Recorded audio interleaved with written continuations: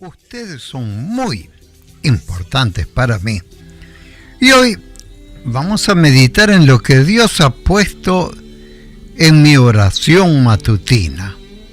Se trata de la sexta bienaventuranza que dice así: bienaventurados los de corazón limpio, porque ellos verán a Dios. Cuando el profeta Samuel estaba para ungir por rey al nuevo rey sobre Israel, Dios le dice: no mires su parecer, ni mires lo grande de su estatura, porque eso yo lo desecho. Es decir, delante de Dios no tiene ninguna importancia la apariencia externa. Lo que mira a Dios es su corazón, lo más profundo del individuo. Es precisamente ahí donde está su corazón, como está escrito en Primera de Samuel, capítulo 16, verso 8, que Dios se fija en el corazón. Los apóstoles lo sabían, y es por eso que también está repetido ahí en Hechos de los Apóstoles, en el capítulo 15, en el verso 8, dice que Dios conoce los corazones. Si bien son muy importantes nuestras acciones, lo que hacemos, sin embargo, Él va más allá, pues Él examina nuestro corazón. ¿Cuán cerca estamos de Él o no? Ahora es importante reconocer que no está en nosotros, en nuestra capacidad natural, tener un corazón puro. Pero Dios nos abre un camino, y es reconocer que las cosas son así. Y luego, con un corazón arrepentido, con un espíritu arrepentido, pedirle que nos perdone, tal como lo hizo este mismo rey del que estábamos hablando, al cual había ungido Daniel, el rey David. Acudió a Dios en cierta oportunidad pidiéndole: crea, oh Dios, un corazón limpio en mí y renuévame un espíritu recto dentro de mí, tal cual lo afirma en el Salmo 51, el verso 10. Verso 10. Esto es algo que Dios hará con gusto mediante el sacrificio de Cristo cada vez que nos arrepentimos, cada vez que hacemos algo que está mal delante de Dios. Debemos acudir pidiendo el perdón a través del sacrificio de Jesús. Debemos vivir de acuerdo al camino que Él nos abrió, completamente confiados en su sacrificio, para así llegar a andar en luz como Él, Dios, está en luz, y así tener comunión unos con otros, sabiendo esto, que la sangre de Jesucristo nos limpia de todo pecado. La segunda parte de esta bienaventuranza dice que quienes están en esa condición con un corazón limpio, estos verán a Dios. El apóstol Juan escribió en Primera de Juan, capítulo 3, y le voy a leer desde los versos 1 al 3, que dice así la palabra de Dios: mirad cuál amor nos ha dado el Padre, para que seamos llamados hijos de Dios. Por esto, el mundo no nos conoce porque no le conoció a Él. Pero ahora somos hijos de Dios y aún no se ha manifestado lo que hemos de ser. Pero sabemos que cuando Él se manifieste, seremos semejantes a Él, porque le veremos. Dice acá la palabra, porque le veremos. Le veremos tal como Él es. Y todo aquel que tiene esta esperanza en Él, se purifica a sí mismo, así como Él es puro. La pureza no es algo que el hombre logra por sí mismo, que tiene en sí mismo. No. Todo lo contrario. En la vida cotidiana el hombre, por naturaleza, hace lo contrario, se contamina. Y no sirve de nada fingir que somos puros, escondiendo nuestra contaminación interior, lo cual es un acto de hipocresía. Por eso, Jesús dice así en Mateo 23, 26, reprendiendo a un fariseo, reprendiendo a un religioso hipócrita, y dice así, reitero acá el versículo 26, le dice así, fariseo ciego, primero limpia por dentro el vaso.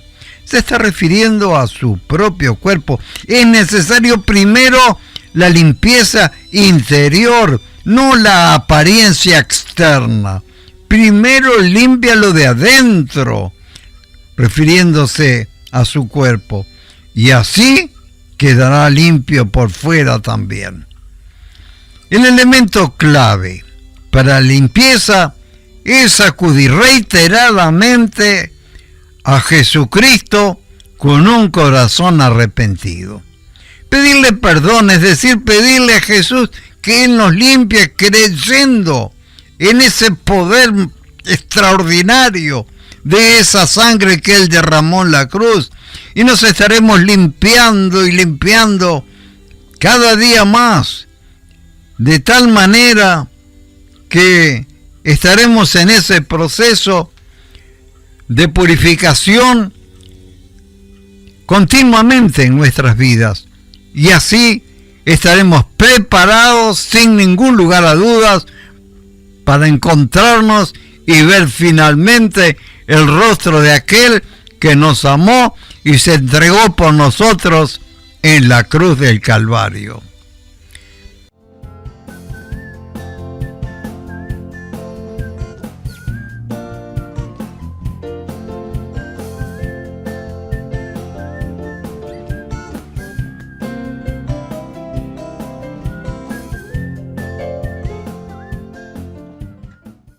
Y hoy les invito a meditar acerca de una gran verdad, la Iglesia de Jesucristo, revelada por Dios al apóstol Pedro. Jesús dijo así: mi iglesia.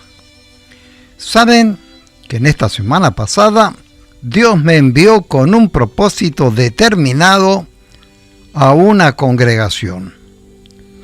Todos me decían: pero vas a ir justo en estos días que hay tanto turismo a un lugar tan distante. Los de mi propia familia me lo decían. Pero si Dios quiere que yo vaya en ese momento específico, indudablemente que debía cumplir con el mandato de Dios, y también sabía que Dios, a pesar de mis 81 años de edad, me iba a guardar, me iba a proteger y que iba a volver sano y salvo en mi casa. ¿Sabe que me sorprendió al ir a ese lugar el amor tan grande con que nos recibieron, a mi esposa y a mí. Aun cuando estábamos estacionando el auto en la calle, vinieron hermanos ahí en la vereda a darnos la bienvenida. Indudablemente me di cuenta de cuánto debía aprender de ellos, porque cómo demostraban ese amor de Dios en sus vidas, incluyendo una hermana que cuando supo que íbamos a estar en esa ciudad, nos hizo la invitación para que estuviéramos en su casa, para que nos quedásemos allí. Pero lo curioso es que otros hermanos y aún pastores, sabiendo que íbamos a pasar por su ciudad, nos ignoraron. ¿Saben por qué?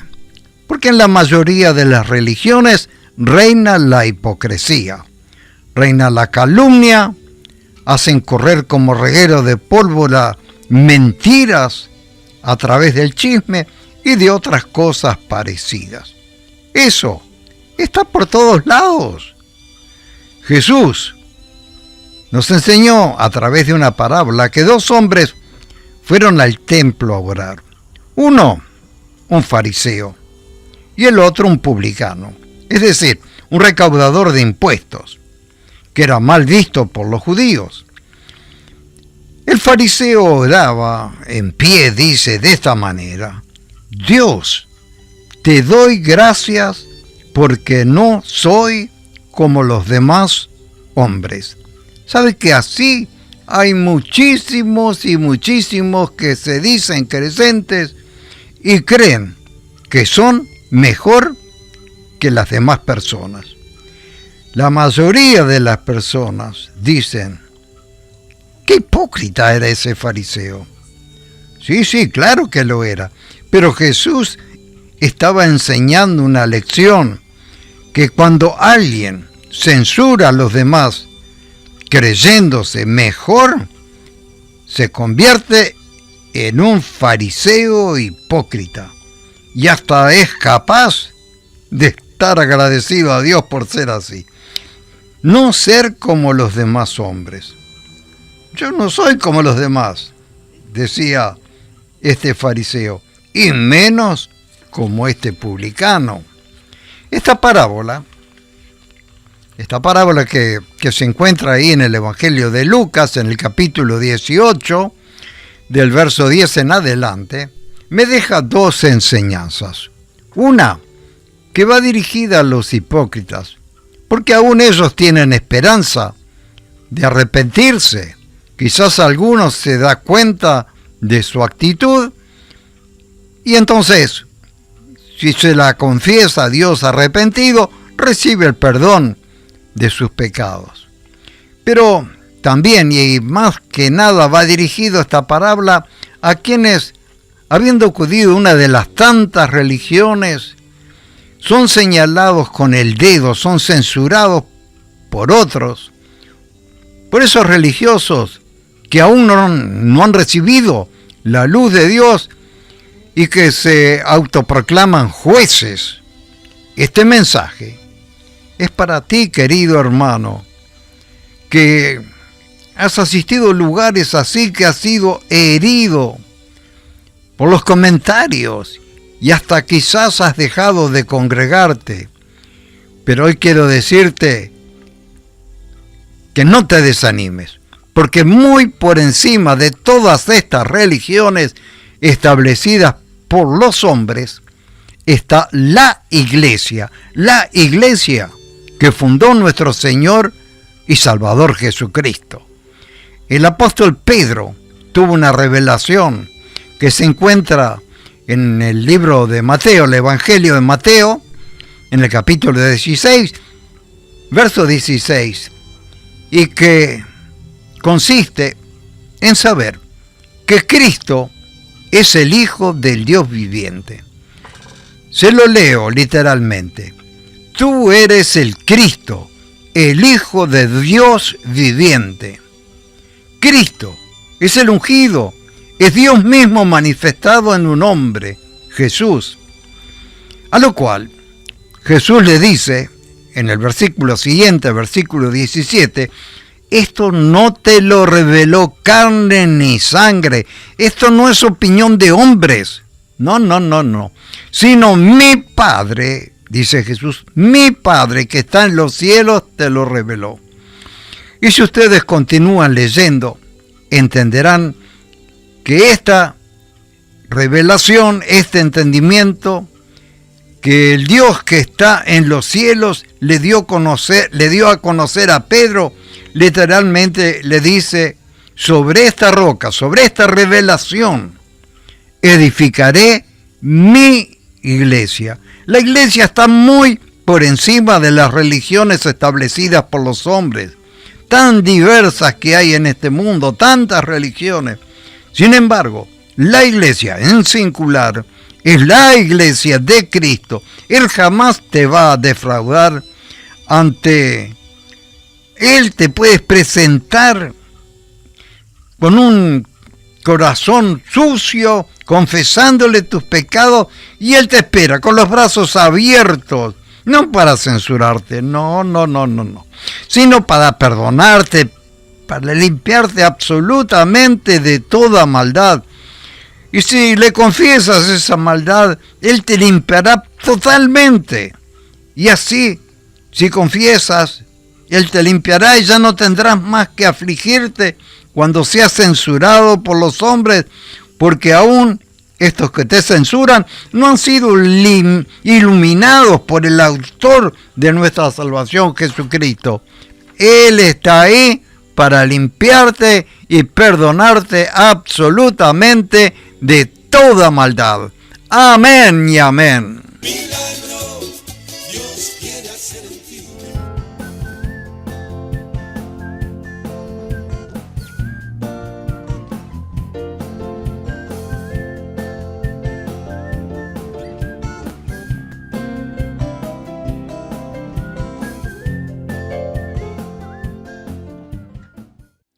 Yo quisiera hablar de la poderosa obra de Dios en el plan de salvación con el objeto de rescatar de la esclavitud a todos aquellos que viven en este mundo, aunque no se den cuenta, pero están cautivos del mismo diablo. Los israelitas, el pueblo escogido por Dios, estaban en esclavitud en Egipto.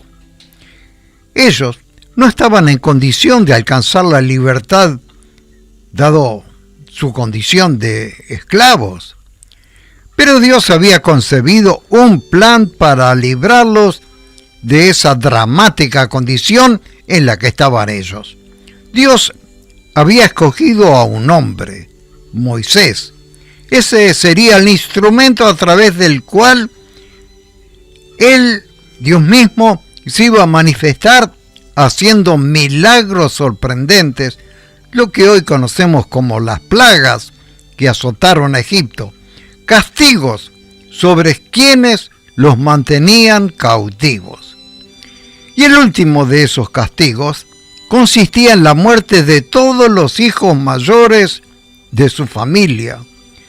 Sin embargo, por otro lado, serían libres de ese castigo todos aquellos que recibieran los beneficios de la Pascua, que consistía en pintar los marcos de la puerta de su vivienda con la sangre de un cordero que debía ser inmolado.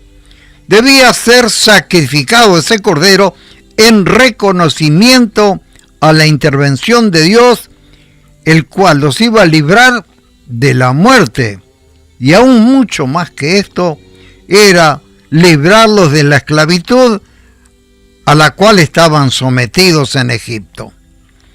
Ese cordero era símbolo del verdadero Cordero, Jesucristo, que en el tiempo determinado por Dios mismo enviaría a este mundo con el propósito de librar a la humanidad de la condición en la que se encuentra, bajo el dominio del mismo diablo. Sí, cautivos bajo su poder.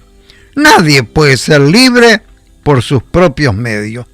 Nadie se encuentra en condición de ser libre de la esclavitud por sí mismo. Nadie tiene libre albedrío como algunos suponen. ¿Por qué? Porque están bajo un régimen de esclavitud. En esa condición también estaban unos pescadores, quienes estaban remendando sus redes a la orilla del mar de Galilea, hasta un momento en el que escucharon el timbre de la voz del verdadero Cordero de Dios, Jesús, quien les dijo: seguidme y los haré pescadores de hombres. Y dice la palabra de Dios que ellos al instante dejaron sus redes y le siguieron. Ellos fueron llamados por Jesucristo, a quienes después les explica a todos ellos, a todos sus discípulos, diciéndoles claramente: no fueron ustedes que me eligieron a mí, sino que fui yo que los elegí a ustedes. Todos los que hemos sido salvos, lo hemos sido porque Dios mismo nos predestinó para esta salvación. Y dice también la palabra de Dios que a estos que predestinó, y me incluyo yo, dice ahí en el libro de la carta del apóstol Pablo a los Romanos, capítulo 8, verso 30, que a estos que predestinó también los llamó, y aún más que esto, nos justificó y nos glorificó. Así como Jesús llamó a sus discípulos, también nos llamó a nosotros, los que ya hemos sido llamados. Sí. Él nos llamó a nosotros en ese plan soberano que Dios tiene. A unos nos llamó siendo niños, a otros los llamó siendo jóvenes, como en mi caso, a otros siendo adultos y aún siendo ancianos. En el tiempo determinado por Dios mismo, Él llama para hacer libre a los hombres y a las mujeres de la esclavitud. ¿Cuándo lo hizo Dios? La palabra de Dios nos enseña cuando aún estábamos muertos en delitos y en pecados. Como dice así en el libro, la carta del apóstol Pablo a los Efesios, ¿sí?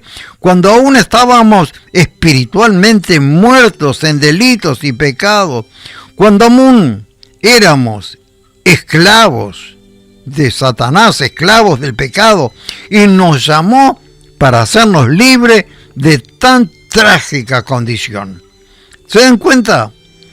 No estábamos en condiciones de ser libres por nosotros mismos, pero ahí apareció en la escena de nuestras vidas el gran libertador, nuestro amado Señor Jesucristo, quien quizás hoy y a través de este mensaje te está llamando a ti, querido escucha, para hacerte libre de la esclavitud en la que te encuentras, y más aún que eso, darte vida eterna. Esa es la obra poderosa que Dios está llevando a cabo ahora a través de Jesucristo, a través de estos mensajes que proclamamos por la radio.